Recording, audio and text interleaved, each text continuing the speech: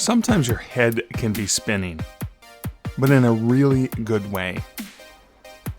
I've just finished getting my master's and getting married.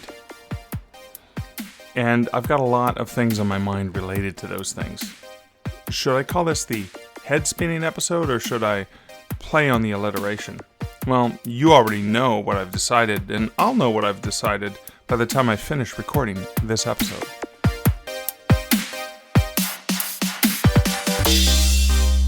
Welcome to the Stark Reflections on Writing and Publishing podcast. There has never been a better time for writers. More information, options, and opportunities are available to you, but navigating these requires insight. Join Mark Leslie Lefebvre as he draws upon more than a quarter century of experience as a writer, a bookseller, and a trusted book industry consultant to explore and reflect on the writing and publishing landscape to help you make informed choices on your writer journey.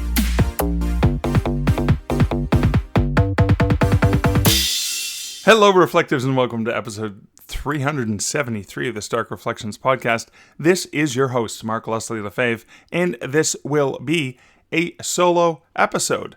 I've got comments to get to, and since the majority of this episode is me reflecting on stuff going on in my personal life, I suppose you could call this entire episode a personal update.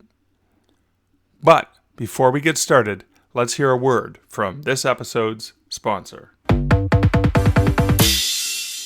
Ready to elevate your writing career? Join the Cruising Writers Group Sailing the Caribbean from Galveston on February 22nd to March 1st, 2025. This time, we're focused on indie authors, with special guests Mark Leslie and Aaron Wright leading a deep dive into the world of self-publishing. You'll come away with invaluable insights, but also great memories as you connect with other writers and explore charming ports of call in Roatan, Honduras, Costa Maya, Mexico, and Cozumel. Visit cruisingwriters.com to book your spot today.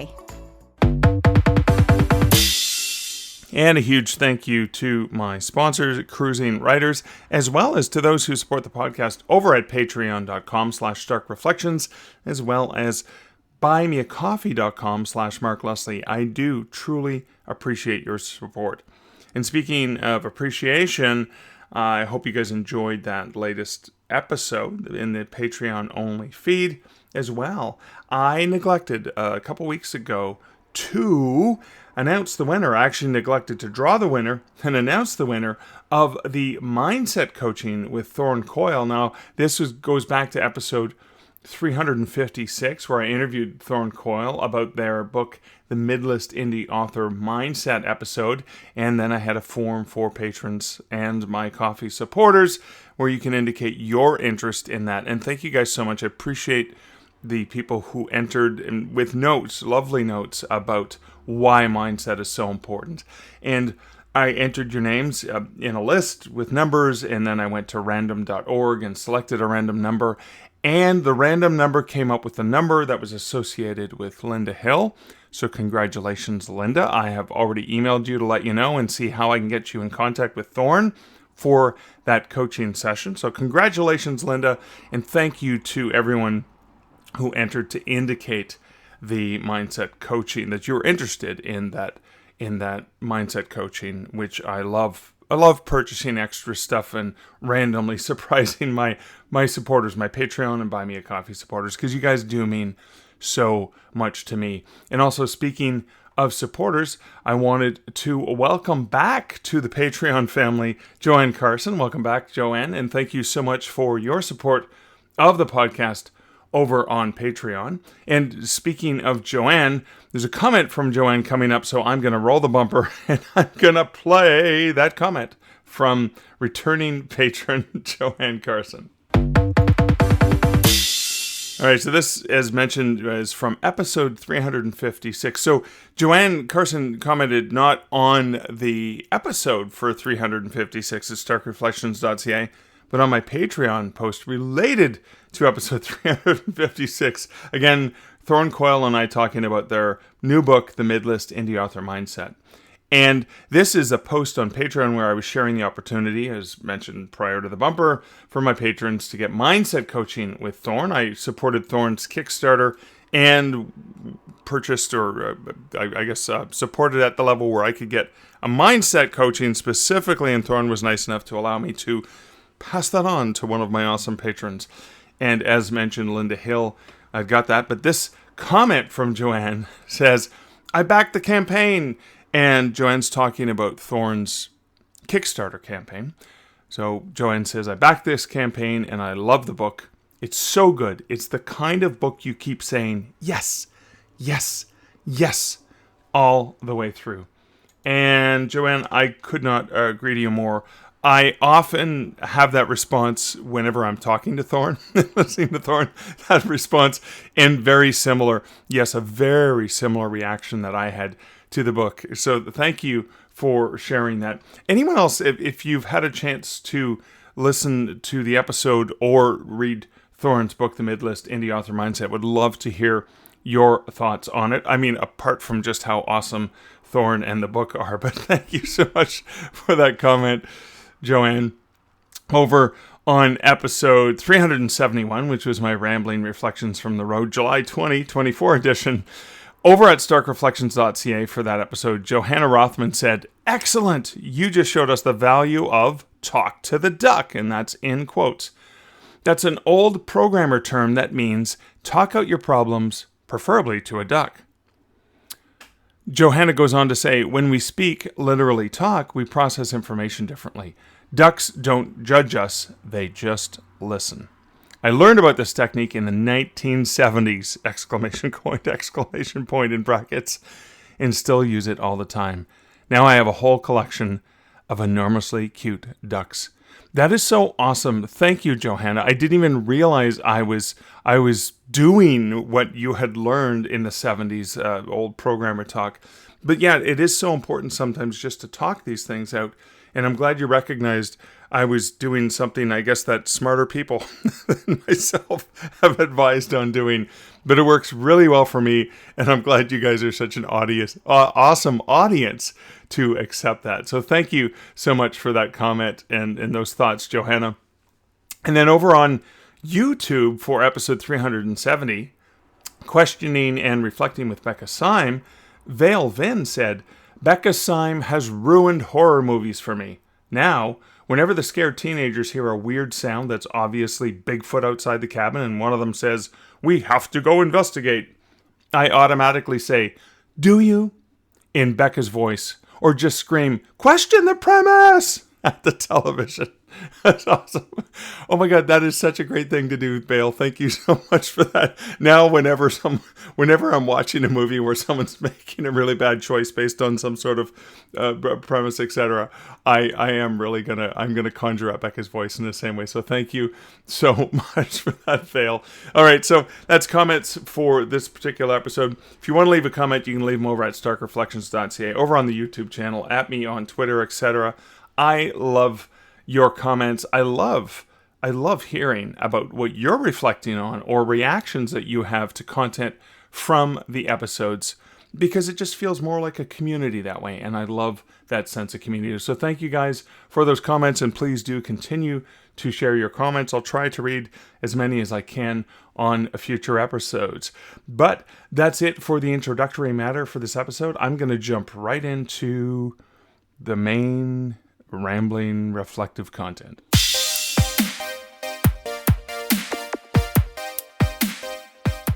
So this is a case. Now, I'm not in the car. I'm actually in my home studio, and I returned late last night from one of the most groundbreaking, not groundbreaking, although it could be groundbreaking because it was very hot, especially in New York City, groundbreaking moments of my life.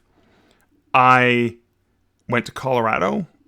I went to Gunnison, Colorado, and I spent the week there, and I graduated at so I got there on July 19th, flew into Denver, drove 4+ hours into Gunnison, spent the entire week in a wonderful bed and breakfast that one of my cohorts, one of my fellow students got, and I was there with Dakota and her husband. Dakota's my fellow student, as well as Brianna, and we'd shared a house together. And then Liz joined us on the Tuesday, the 23rd, several days later. And it was just such an awesome house, a bed and breakfast in Gunnison. And the house was awesome. My roommates were fun and awesome.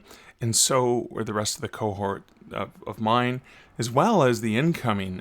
So Kevin Anderson calls the second-year students who are about to graduate the Jedi, and the incoming students the Padawans. And so, but he we all mix and mingle together, and in many cases, many of us know one another. And I have to say, and this was a feeling I had and continue to have, is when I was there, I was with people who get me, the people who understand what it is, why I'm there, what it is that we do, what it is that's so important to us. And I continue to feel that camaraderie in a really powerful way. Now, I would say that that's the kind of feeling I get every single time I go to Superstars writing seminars, which does happen in Colorado. It's a conference run by Kevin Anderson, his wife Rebecca Mesta, James Owen. Former organizers or former founders of that were Dave Farland and Eric Flint, who are unfortunately deceased. But there's this amazing family spirit there of the entire tribe, of all of the authors who are there propping one another up. And that's, a 3-4 day conference. This residency lasted a year. Now, it was 1 week in July of 2023, and then 1 week in July of 2024 where we were in person. But we got to spend time with one another online almost every week and interact online on Canva or Canvas. Canvas, which I think is the place where we interact and all the lessons and all the comments and stuff are. But then just that the power of spending that final week together in person with most of the students. So 2 of my fellow students were unable to attend in person this year, which is sad not to see them. But what an amazing experience. We not only launched Feisty Felines, which is an anthology that our cohort put together. We did that at a really amazing launch right there on the campus. But after the book launch that night, Alex and Sonia, 2 of the students in our cohort, led the creation of a parody anthology. The parody anthology is an anthology of fan fiction stories based on stories that Kevin J. Anderson has published over his career. And very fitting, because he's just the Kickstarter for his, collected stories of Kevin Anderson's 7-volume set is just, that's on its way out. The Kickstarter ran over the summer. And what we did is we each picked different aspects of the anthology to work on, whether we were editing, proofreading, doing cover design. We also did cover design because Allison, who is the assistant professor for that program, taught us how to do cover design and helped walk us through designing the covers for our other project, the sort of the thesis solo projects where we did the public domain books. So each story had its own cover inside the book as well as the main cover. And it was called Feisty Fanfic. And what we did is we picked a story or universe of Kevin's, and we wrote fan fiction in that universe. Now, obviously, this book could never be published. We printed 30-odd copies of it, gifted them to Kevin and Allison, and everyone got a copy of it as well. And I purchased some extra copies to give to Kevin's boss and the assistant director of the program at Western Colorado University. And I selected a story which was a sequel to the very first story that Kevin wrote with Neil Peart, the drummer from Rush. That short story was called Drum Beats, and I loved it when I first discovered that story. So I wrote the sequel to Drum Beats. And just in a nutshell, for anyone who's familiar with the story, maybe you've heard this before, but the tale is about a drummer who is in a rock band who bicycles through West Africa, and there's this magic drum he hears about. So he wants to go seek out this priest of this village who can create a magical drum, which is the most beautiful sound you've ever heard in your life. And when Kevin was writing the story, the main character, it was obviously an ode to Neil, Neil's experiences of biking through West Africa as he used to before he discovered motorcycling. He would bicycle between shows and stuff like that. And when he went on vacation, he would go on his bike somewhere in places like West Africa. His very first book, Masked Rider, is about his experience bicycling through West Africa. But what I wanted to do is I wanted to do the sequel. So I wanted to have a dear friend, like a best friend of this drummer, as a writer who was an ode to Kevin Anderson, and his experiences of learning about this wizard who can create this magic drum. And he was looking for a magic notebook. He wanted to create a magic notebook to better his own writing, because potentially help channel those beautiful words from him. And so my story was a sequel to that tale. And I layered, of course, a lot of Rush references, as well as a ton of references to Kevin Anderson himself. So that was one of the stories. But people picked so many different elements of the various universes Kevin wrote in, and we gifted that to them. And that was a really amazing experience. But it was also a great experience in my mind of seeing a team of fellow students, there's 15 of us, come together, work on this in secret, keep it a secret. Nobody said anything, and it was really hard for me not to mention this to Kevin, and then surprise Kevin with this bonus anthology. Now, obviously, because it's fan fiction and different people own the properties in the universes, we could not publish it. But what a unique gift! What a wonderful experience! And I think that's part of that. That's sort of an illustration of the kind of amazing thing that can happen when you're with people who jive with you, people who get you. And I felt that repeatedly throughout the week, whether it was at a dinner, whether it was breakfast, whether it was in the classroom when we're having those discussions, because it was a full week of classes, whether it was on the hike that we went on, or just walking around campus, or just watching each other get hooded and celebrating them.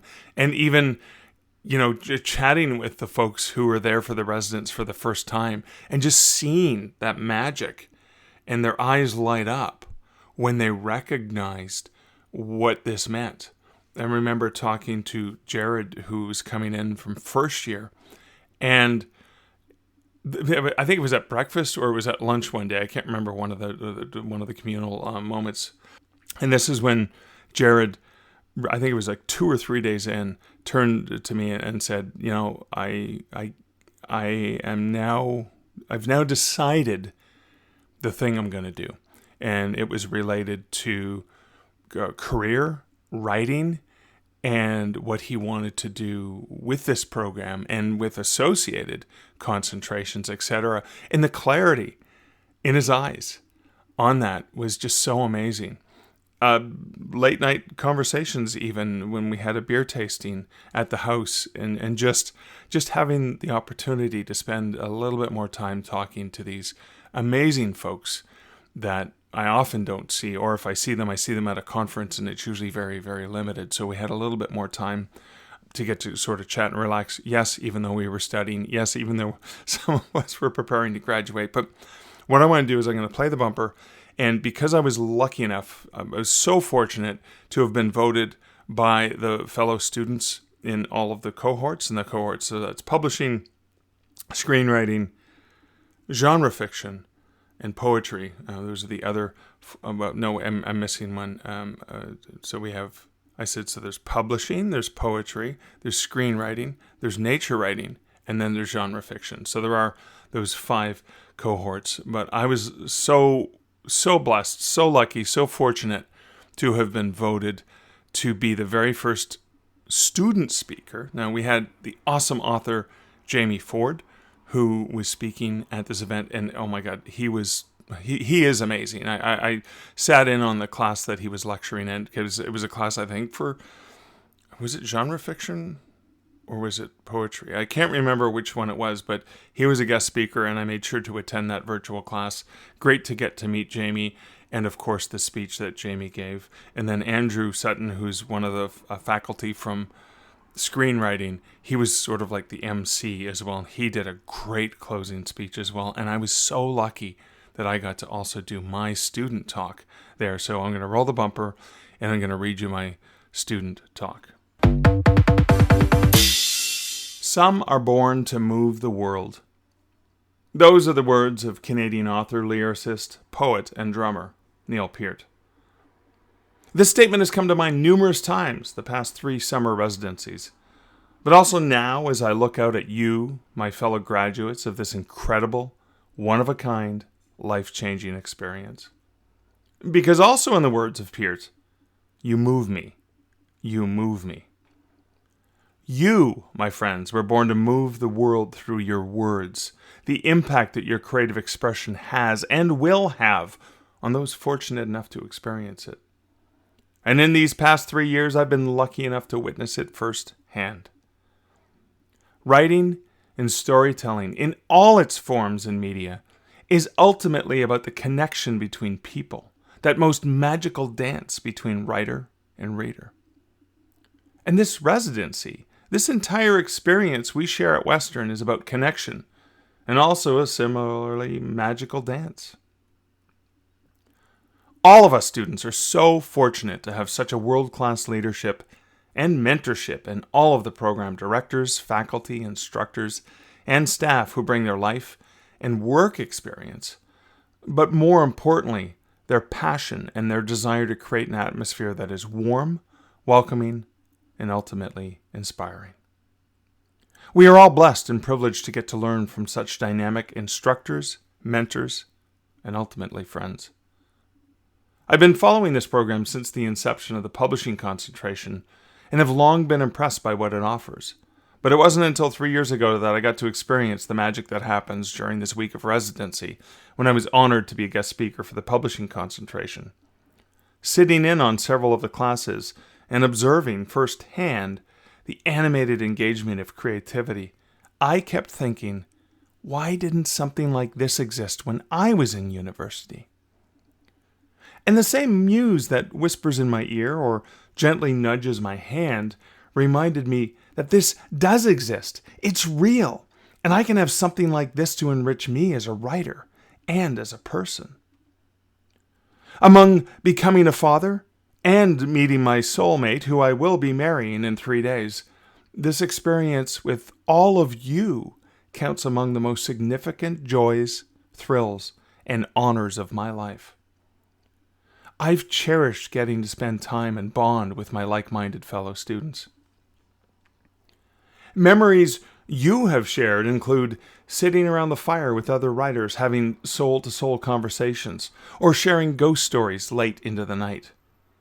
Realizing that we were making lifelong friends. Making a short film in 4 hours. Pretending to be an owl during acting exercises. Nerding out with other people who get it.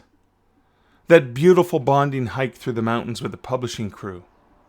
Sharing poems on the hill under the stars. Cartwheeling across the campus lawn at midnight. Crying in each other's arms. The termites. After dark adventures with the other poets. Fear of falling out of the sky. Dinner at Garlic Mike's, at Alpine Brewing, at the Old Miner Steakhouse. And talking writing until getting kicked out of the Alamo. The power and beauty of the open mic nights and the thesis readings. Encouraging one another, the accommodations made for fellow cohorts only able to attend virtually.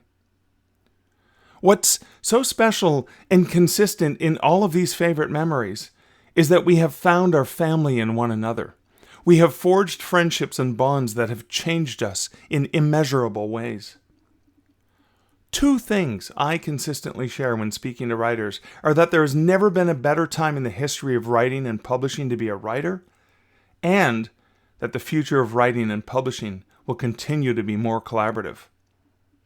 I don't think I have to convince any of my fellow graduates, nor current or past students of these things, because we feel it in our bones, and that knowledge, thanks to our shared experiences, learnings, and bonding here, we know in our hearts and souls. As writers, We have never had more choices, more options, or more tools than ever before. And the relationships we have discovered and nourished here will last us our entire lives as we move on in our various future adventures to change the world, to enrich the minds, passions, and lives of others with our stories.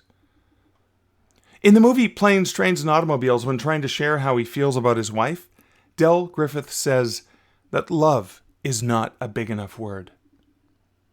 And that holds true today as I look out at so many cherished friends who get it and who get me. Love, respect, and admiration are not big enough words for how I feel about you all and about my time here at Western. And I want to remind you to remember those relationships with fellow students, with faculty, and even the various guest speakers you've engaged with. That's part of the growing network you'll be able to leverage. Please take advantage of that, because as we learned in the publishing cohort, we are invested in propping one another up.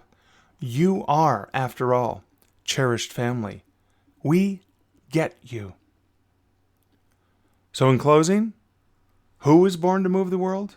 We were. You all were. We all were. As we fellow siblings of this incredible Western family celebrate one another today, we will always have these cherished memories and the bonds we have made. And as we boldly venture forth and continue to share our stories across numerous platforms and media, we will enrich, incite, inspire, and change the world for the better through our words and stories. That, my friends, is what we will do. We will move the world, one word, one story, one meaningful connection at a time. And, again, in the words of Neil Peart and Kevin J. Anderson, we will not stop thinking big.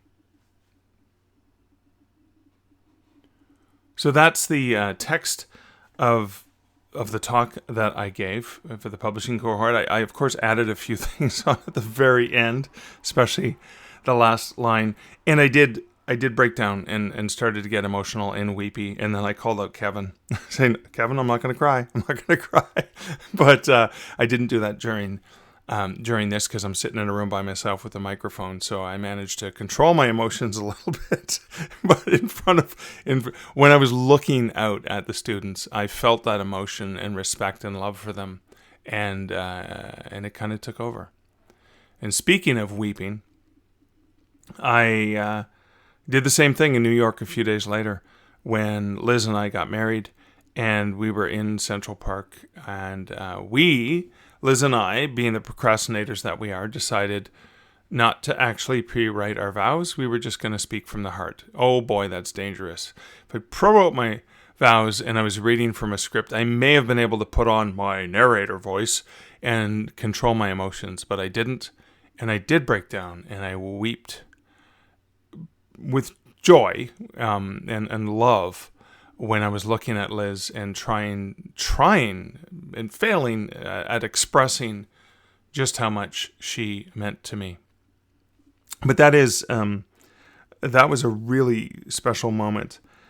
And I want to talk just a little bit about that because it was a long, difficult time. Not difficult time, but difficult in terms of trying to squeeze everything in at once. So Liz came out, met up. We had a great time hanging out with some awesome people in Colorado.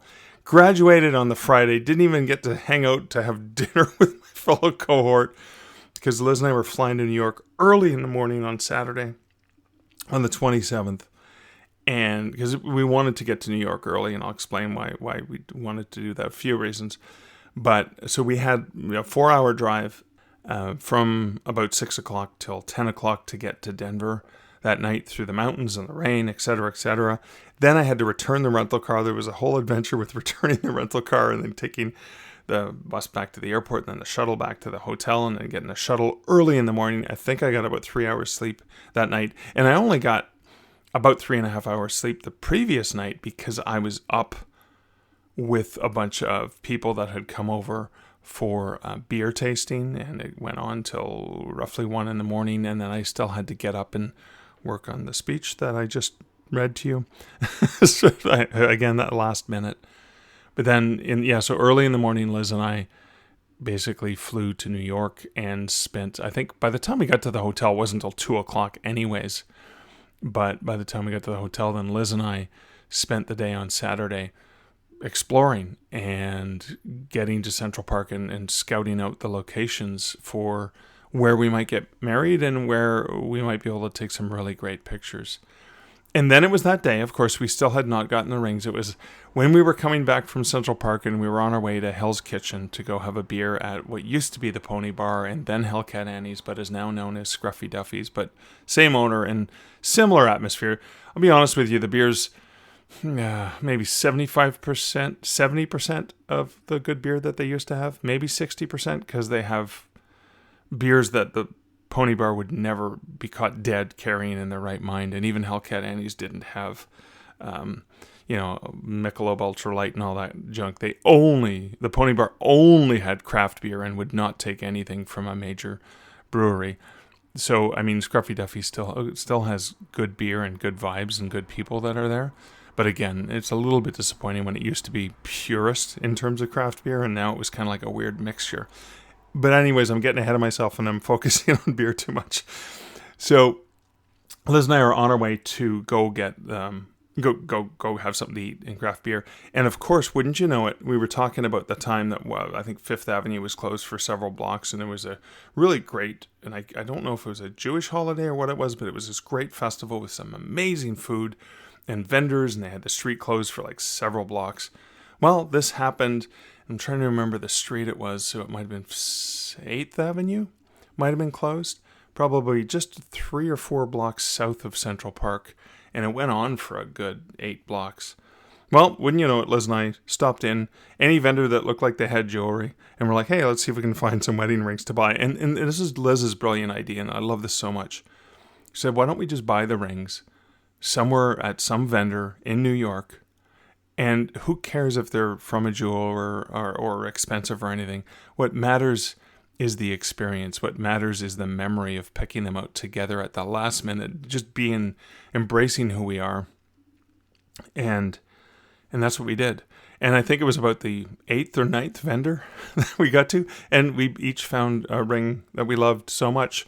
And yes, it was $20 each, so $40 for those rings. And beautifully, what Liz had done is she had a ring box that was my parents' ring box from my parents' house that she had put aside. And that's the box that we put them in, and that Matt had the rings in when we got married and handed them to us. And that was just really special. So we spent the day together on Saturday. We went to a few different beer places that night and dinner and stuff like that. And then we went to a place called Beer Culture that I remember we had been to before. We might not have had a drink. We might have gone in and checked it out, or I can't remember, but it seemed familiar to both of us. Or maybe we went there and I just didn't check in a beer, which is possible, very, very rare, but possible. And ironically, Matt and Nat, who were supposed to get into town the next day, had gotten into town a day early because Matt surprised Natalie, his wife, with tickets to a show, so they got in a day earlier, and they were at the same bar an hour earlier than us. It would have been so hilarious to run into the two of them, and so Natalie taught with Liz for a long time, and they're still good friends. And Matt's a good buddy, and obviously Natalie's husband. So Nat and Matt are wonderful people. They were there when I proposed to Liz 5 years ago, and they were in on it with me, so that was great. It was so wonderful to have them there with us. So we ended up spending the day together on Saturday, not realizing they were in town, and we connected on the Sunday morning, and the girls went to a dance class, which was great. We walked around, we did the High Line, we walked around for a bit in the morning, then Matt and I took off to do guy stuff, and they went to a dance class, and then I think they caught up with us by the time we got into a very a German style, with big giant steins, a German style beer place, and that was really amazing. and then we spent the rest of the evening together. I think one of the things I really appreciated about having Nat and Matt there was that it was pretty easy going. I think a while ago, the plans for the original wedding day and all the big plans we had for July 2020, they kind of fell apart. And I think we got to a point where we realized we didn't want to introduce anything that was going to be too stressful. So again, neither one of us had written our vows. Okay, we'll just speak from the heart. Okay. Oh, we didn't end up getting rings. Oh, okay, let's pick them up there. And Nat and Matt were so accommodating and lovely. And I mean, they drove to the city, so they brought Liz's dress, gorgeous dress, by the way, and my tux, and they were there. We hired Ricky, a photographer from New York who does tours, and she was previously a stand-up comedian. She was great. We had Ricky with us for 3 hours, who took a lot of pictures on our way to Central Park and of the ceremony and shortly after, and walking through Times Square, and just set us up for some really good photos. I cannot wait to see them. And then Natalie kind of took over as the unofficial photographer for the rest of the day, and she took some truly spectacular pictures of us on Brooklyn Bridge. What I love about several of the photos is the way that Natalie timed it. Is she waited until the people who were on the bridge behind us were not visible because our bodies were blocking them, so it looked like we were on the bridge completely by ourselves, which is virtually impossible unless you're doing a movie shoot where there's something's going on, and just having fun with them and just enjoying ourselves together and not really stressing out about the little things. I think one of the other things I loved so much about the day was that it was us in so many ways. And Liz is not a person who usually enjoys the spotlight. She typically hides behind the scenes. And it's really interesting to see, as I was in my tux and she was in her wedding dress, it was obvious that we had been married, and she was carrying a bouquet. So many different places as we walked through or walked by, people erupted into cheers and congratulations and told her how beautiful she looked. And it was so satisfying for me to see Liz get the appreciation she truly deserves. And to also embrace it, because normally when stuff happens publicly, she would want to shy away from it, but she stepped up to it and she embraced it, and that smile on her face meant the world to me. When we were in the process of getting married, going through the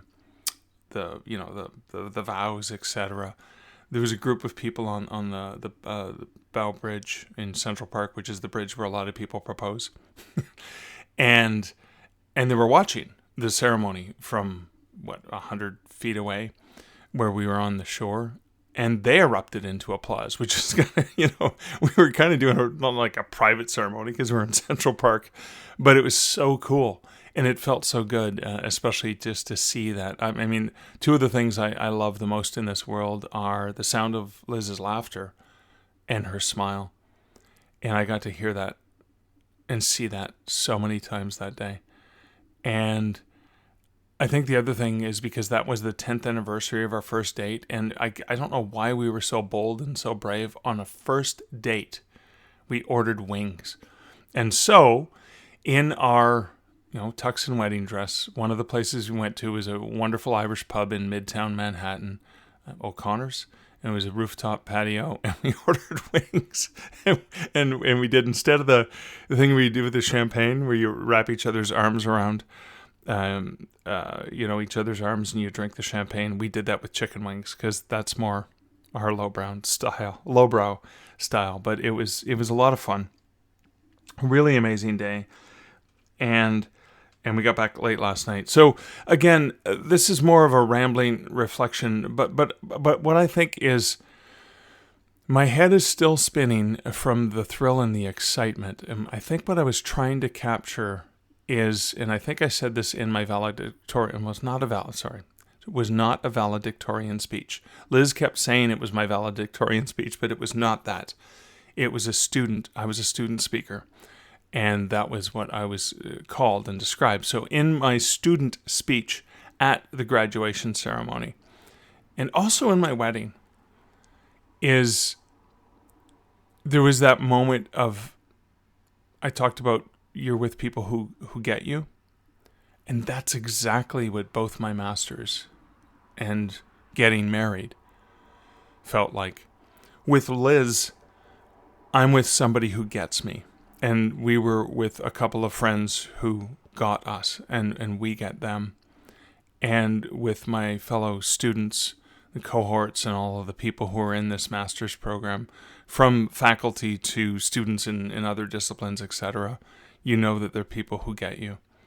And there's something truly magical in being able to immerse yourself in those places. So I guess the reflection that I'm wanting to share, that I've learned and I'm relearning and I'm relearning and I'm relearning, is surrounding yourself with people who understand and get you is so invigorating. That is the power I feel in my heart right now. Yes, I worked hard for this master's. Yes, I worked hard to get where I got. Yes, Liz and I work hard at the relationship, but ultimately we're doing it in a space and place where we are understood, where the other person or people in the equation get us, and that makes it so worthwhile, and such a great place to be. So I am very lucky, of course. I'm very, very fortunate. But I'm hoping that as you're thinking about the things you want to do in your writing realm, do try to look for those places and spaces where there's going to be people who you can feel that with. And it's a feeling. It's an instinctual feeling you get. Kind of like, when Jared at lunch the one day said, and he was looking at me and I could see it in his eyes, that this is a place where man, this is my place. These are my people. This is a thing. And he just got it. And it maybe was an instinctual thing. So maybe there are places and spaces you go to where you get that feeling. Embrace it, because it is so valuable and so worthwhile. And if you haven't yet, don't give up hope. There will be places, there will be spaces where people understand and get you. And I wish that for you, dear listener. I wish that you can have those places and spaces. And if you do only have them certain times and certain places, that's okay. Absorb and live as much as you can in those moments when that radiates around you. So, a little bit woo-woo for this episode, and meandering as always, but I hope you found something of value, and I did want to share with you some of my reflections about the last week or so and the amazing experiences that I've had. I have a lot more coming up. I have a Kickstarter to do. I'm off to an anthology workshop and try and get back to an interview for next week's episode. But until next week, and until next episode, this is Mark Leslie Lefebvre wishing you, dear listener, great writing and good Stark reflections. Thank you for listening to the Stark Reflections podcast. You can find show notes for each episode at starkreflections.ca.